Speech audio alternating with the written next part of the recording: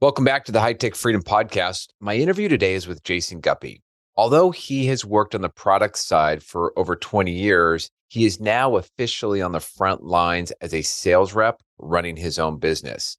In this episode, we ended up getting into a short sales or deal coaching session, which was totally impromptu, but he's in the process of getting to the final stage of his first deal and a pretty big deal. As a newly minted salesperson, he shares some of his mistakes in this first deal, which include missing one of the business units that had a real opinion on this deal. He talked about doing a big demo that he built really for the financial side of the business, but then the sales leadership showed up to the demo and he was missing the mark as far as what they wanted to see. Jason's also successfully built and sold a company and share some of the lessons learned about that process and how that'll apply to this next initiative and company that he's building up. Really pay attention and check out his passion and belief about the product. I know you're going to enjoy the show.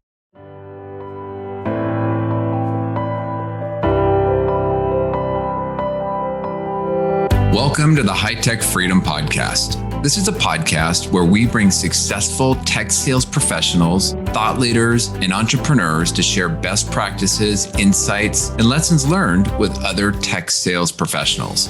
As a sales professional, the more we learn, the more we earn. Once we earn it, how can we put those hard-earned commission dollars back to work to build additional income streams that will create the freedom we are all working to achieve?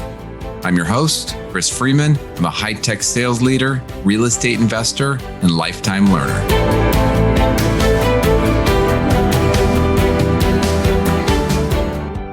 All right, welcome back to the High Tech Freedom Podcast. So my guest today, Jason Guppy. So I'm not going to go through his whole bio. You can grab that from the show notes, and some of that will come out as we go through the conversation. But Jason, welcome to the podcast. I'm really excited to have you on. Awesome. Hi, Chris. Nice to see you again and glad to be here. Good to see you. I mean, we probably could have just done this at my house. I mean, you're only a few blocks away, but that's the world. You're just right over there. Yeah, just the virtual world we live in. So, I'm really excited to have you on today because you have an interesting story as a salesperson in the software space. So you've been a career veteran in the software space, but it's been on the product side, and you're now a new sales rep. You're a newbie. How's that going for you?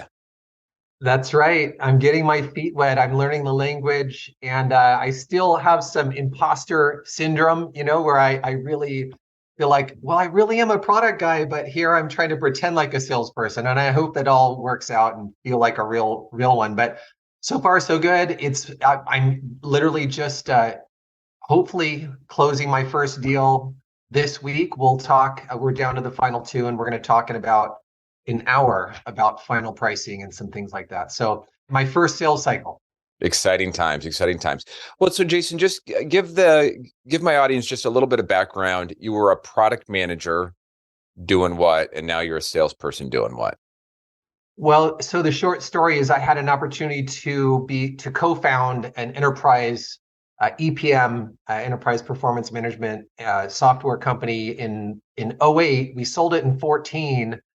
And since then, I've been contracting back with them to help them launch new products.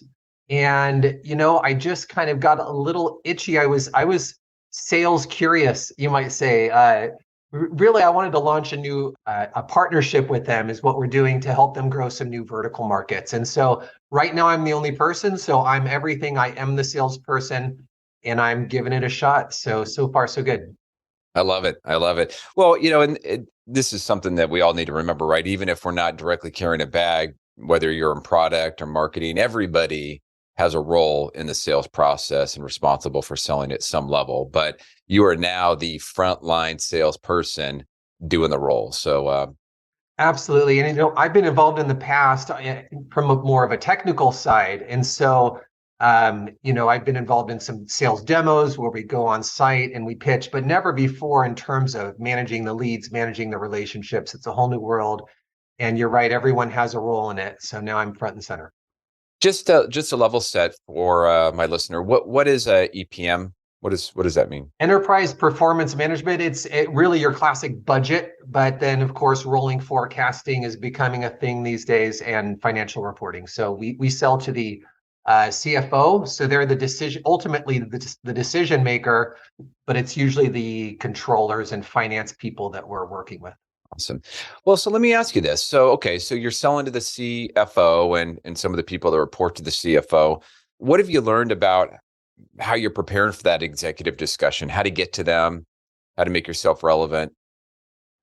Well, and this has always been, I have had great respect for our salespeople in the past because clearly there's a way to do it that I don't yet understand. So I'm still on the front end of this, of course, and kind of guessing.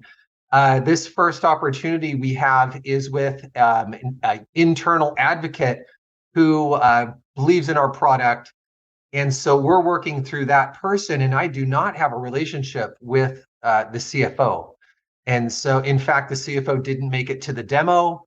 I have not been in any communication. I mean, it's kind of a classic sort of blunder. I think, from what I've heard, right, the people that sell the best are starting at the top with those decision maker relationships, and I don't have that. So it's been painful. It's been difficult.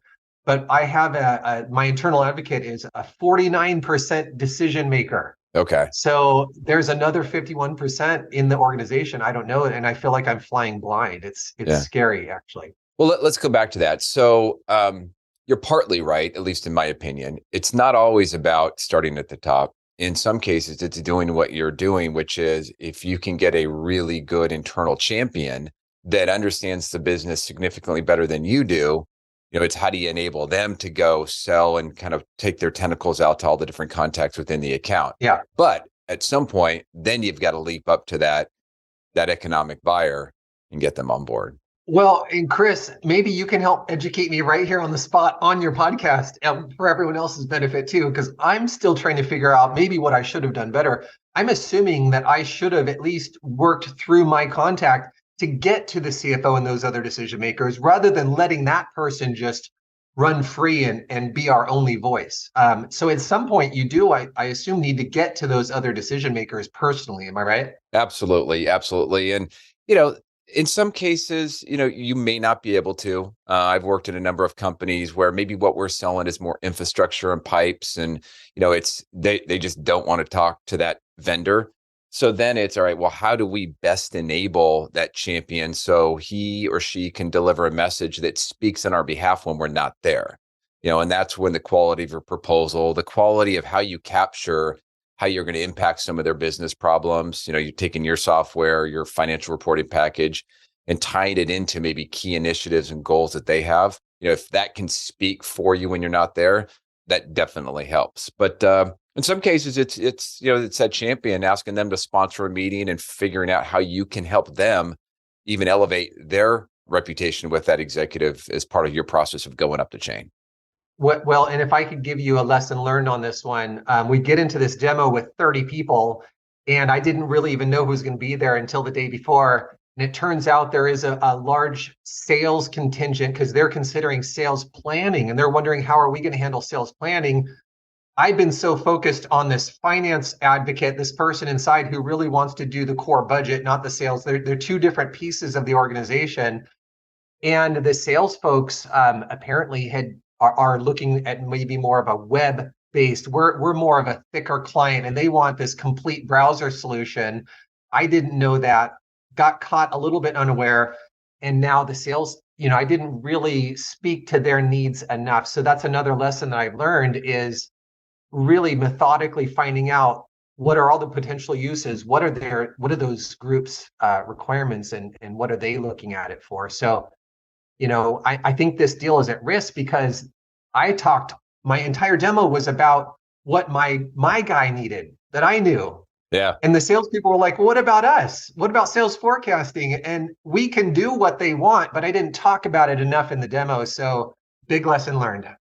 Yeah, that's really interesting. It's in some cases, it's exploring all the different use cases that the customer has. And in some cases, maybe you're not a great fit for some of those. And I don't know your product, but let's just say maybe you're not the best fit for the sales piece. Well, then it's all right. Well, how do you kind of isolate that off to the side and keep it focused on the financial piece and maybe away from the sales piece and maybe segment that out? Well, and it's tough because this decision is solely about this finance piece of what they're wondering is, okay, if we go to sales, they haven't made a decision about sales forecasting. So they're trying to keep their options open. And so how do you plan for the future, but address their needs today? So there's a little bit of, we're in limbo on that a little bit. So Yeah. Yeah. Well, good times. Well, I feel like I'm on a deal review call. This is fun. Well, I guess I'm curious. So, you were as a product guy going on product demos and now you're out there working the sales cycle. What's been maybe one or two of the biggest surprises or kind of hard knock lessons learned along the way besides the maybe getting ahead of other stakeholders? Yeah, I think not fully being aware of exactly what they do want to use this product for in the long term. Instead, I just got excited about what my one contact was asking for. And I didn't do a thorough enough job of really saying, well, what is everyone going to eventually look to this tool for? And so that caught me, off guard a little bit, and not having any relationships with any of those other decision makers, not even knowing what their needs are. I think those were the biggest surprises here. Yeah, and I've talked about this in lots of episodes. My guests have talked about it. And I've been in technology sales for 27 years, and it's so easy to get like excited about the product, the features, the bells, the whistles, and especially when you're talking to the actual user of it because they're getting excited too. Yep.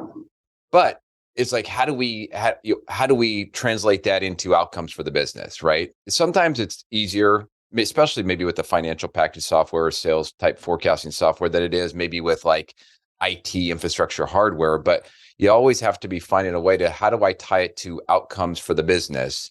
How do I get into the flow of how they make money, getting into the flow of their revenue? Yeah. Connecting those dots.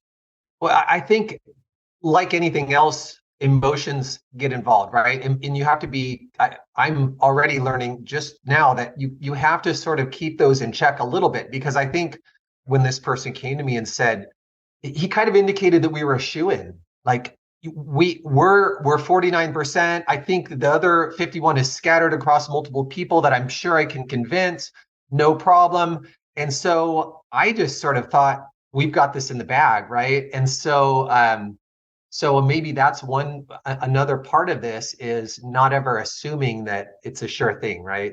But you get so excited that you just forget to check these other assumptions that you're making. Yeah. You had sales happy years. Yes. Before we jump into the topic, I wanted to let you know that we just launched a monthly drawing for one of our insulated high-tech Freedom tumblers. Now, I've been sending these out as a thank you gift to each of our guests, and the response has been great. Everyone has a full-size coffee cup, a Yeti, or whatever brand that they might use, but not everybody has the small tumbler that you can put your wine or beverage of choice in. And they're great for the deck, beach, camping, or just keeping your drink warm or cold. Now, I'm not selling these, but I am excited about them. So we decided to offer these up to the loyal podcast listeners by doing a monthly drawing. So if you're interested, go to hightechfreedom.com/mug, that's MUG, and you'll see a picture of the tumbler and you can enter. We'll just collect your name, phone number, and email. And if you do win, we'll then follow up and ask for your mailing address so we know where to send it. If you don't win, your name stays in, so you don't need to re-enter.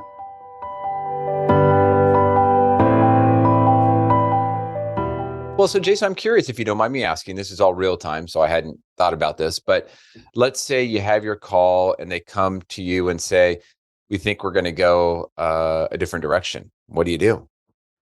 Well, this is the classic sort of conundrum that I remember so the prior business I had, I had a partner that handled all the sales and marketing, and he is really great at this in this world that I'm now getting into.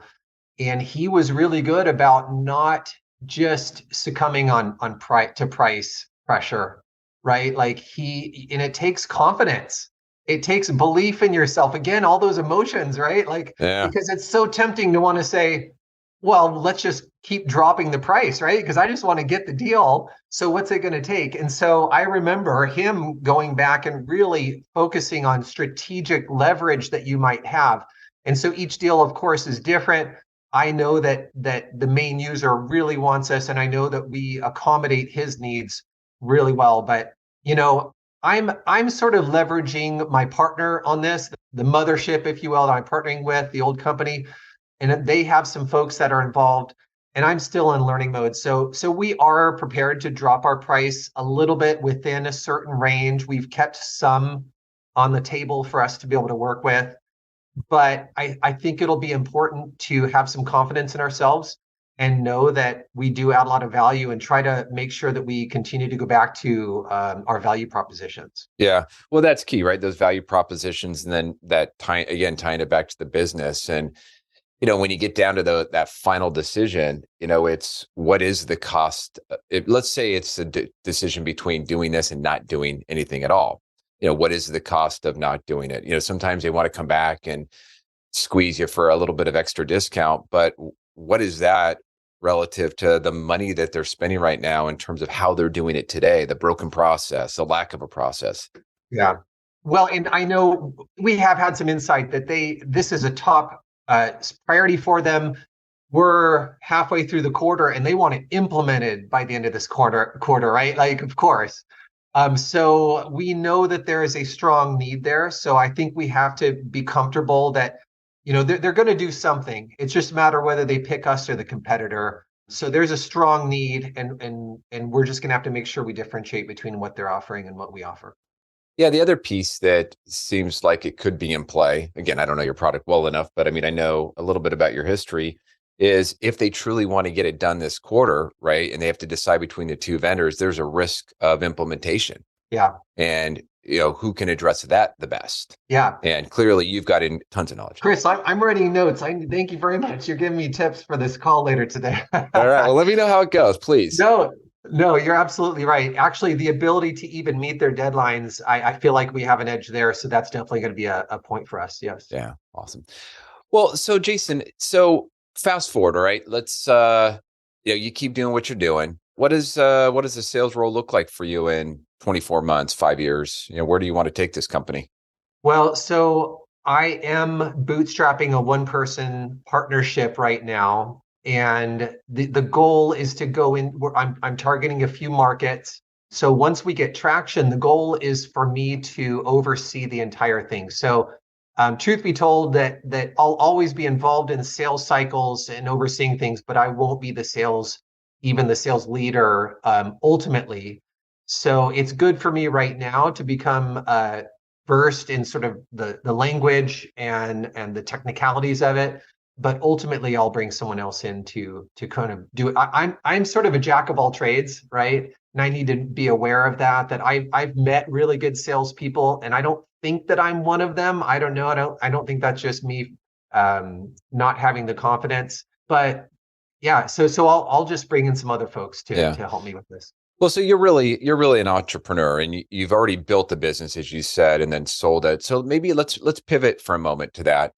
So you went full cycle on kind of bootstrapping a business, building up the team, leading the team, having success, and then cashing out. Talk a little bit about what you learned about running your own business, being the entrepreneur, and some of the lessons learned. Wow! Oh my gosh, there's so many. How much time do we have left? Okay, the thing that stands out, Chris, when you say that, is that I was 34, 35 when I had the opportunity to start that business. And I was a little naive. I mean, I kind of went into it thinking that if we all just focused on the product and the customer, and I was really hell bent on just how do we make this an amazing tool and experience and implementation for the customer. And the biggest lesson in terms of working with other people is that I definitely was, I stepped on some toes, whether my partners and employees, usurped authority, was kind of all over classic sort of young, mid-30s, brand new, oh my gosh, let's all get on board and do this. And I thought I was doing it, and I justified it as doing it in the name of the customer and what was right for the customer. But ultimately, I didn't listen and give enough rope and control to the people around me. So I think having emotional, an EQ, Yeah. and sort of I've been having to work on developing that and understanding how that to me, that's the hardest part about growing a business is how do I implement my vision while letting other people have their own vision of how they see their role in that inside my vision, right? And sort of like reconciling the difference and knowing which battles to fight and things like that. So those relationships internally are so important to make sure those people feel like they're part of it and they own it. Yeah. Yeah. It's hard to do. And, I commend you on being able to kind of go back and recognize that. And I'm sure that'll be foundational to as you build up the next business and how you do it different. I'm hoping to do it better this time. Yeah. Well, good. I mean, look, at the end of the day, right? And that's part of the reason why I do the podcast and why people listen to the podcast is, we're always getting better. We're always trying to improve. And as soon as you stop trying to improve, guess what? You're not growing. And if you're not growing, it's atrophy. So, Absolutely. And I think there's also something about growth that it just gets you up in the morning and it gets blood flowing and gets everything going. I mean, I think in a way it's like the reason why artists paint on a canvas is you trying to improve yourself. You are your own personal canvas that, your life, you're painting your life. And so to be able to continue to adapt and learn and apply those lessons to new situations, whether it's in sales or growing a business. It's exciting. It gets me up in the morning. it is. It is. Well, Jason, as we wrap it up, the name of the podcast is High Tech Freedom. And, I like to ask my guests, hey, what does freedom mean to you? We're all working towards, especially in the sales world, lots of upside. We can make a lot of money, but we're all working towards something. What does freedom mean to you? Wow. Well,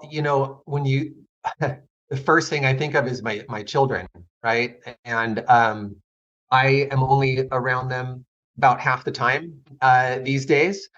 And the ability to have a life where I can make the choices it's not just spending the time with them, but impart my knowledge and help give them guardrails, again, without, micromanaging and helicoptering, but still, being an example for them. That's the freedom that I'm looking for in life. So I don't really know what retirement is really going to look like. To me, one of my lessons in life is that I don't think that stopping work and not engaging with other people, to me, that's not a good retirement. So, how do we continue to work with other people and create things when we choose to, right? I mean, that's the right. We all want choice, right? That's ultimately what we're looking for is I'm going to partake in the projects that I choose to because they're super exciting. And I wake up at 5:30 a.m. with my brain buzzing because I can't wait to hop out of bed and do X, Y, and Z. That's the freedom that I'm looking for. Not the freedom to just go to sit around on a beach. I mean, that's great here and there, but the freedom to make those choices and spend my time how I want. I love it. I love it. I've had to keep a notepad next to my bed sometimes because when you do have those ideas, they continue to percolate and then I can't go back to sleep. But if I go, it's like, all right, let me just write it down. Then I can just forget about it and get back to sleep. Yeah. It's funny when right now I have so much going through my head. I woke up at 4:30 this morning. Now I am going to bed at 10.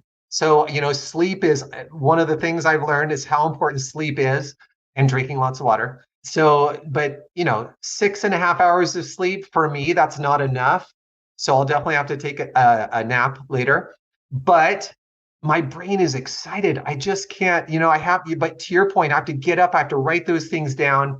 And to me, that's the way to live is to find something that you're passionate about, whatever it is, whatever that drives you, whether it's how to, tweak a sales deal to make sure you're getting the most value to the customer so they're making the best decision, or building the business or whatever it is. So Well, you also have a big deal that's about ready to have a decision today. So clearly you have some sales bones in your body because, that's what for so many salespeople that do really well. I mean, that's what it's all about. That excitement, that rush, it's maybe we're a little bit of adrenaline junkies from a sales perspective. You're getting down to crunch time and, the heart rate starts going and, you can start yeah. to feel it. It's love it. Yeah, well, we're all competitive, right? We want to win, and I think we want to win because hopefully that's why we're doing it. That's why I want to win, because I feel like I'm truly implementing something that adds value and makes my customer the hero of their organization. Like I truly in my heart and my bones believe that when they get our solution, that they're going to go out and I've seen it happen over and over and over again, where people come back a year later and they're like, oh my gosh, wow. And so it's fun to deliver that kind of value to people. And so listen to what Jason just said there, right? It's that level of belief, that level of passion, the ability to tell those stories of past customers that did it, came back. That's another level of passion that the customers will see versus, the other SaaS vendor who's just going through their playbook, going through their pitch deck, whatever it might be. They may not have that same level. And so sometimes that is the difference between A and B. If all things are being equal, how are you going to connect with a customer? They're going to see that passion. They're going to see those stories and understand those stories and start to be pulled into, your belief that you're going to make them better. So I think that's great that you've got that excitement. Well, yeah, it's those relationships and what those people glean from you. And I think hopefully, to your point, that excitement, that it's sort of an intangible dimension of your relationship that people can't maybe put a finger to, but it creates a certain energy that gets people excited. And so yeah, hopefully that's a big part of the equation. Awesome. Well, Jason, thank you so much for your time today. Really a pleasure to catch up, and let me know how I can help if there's anything I can ever do. Okay, awesome. Yeah, thank you very much for having me on. Oh, again, thank you.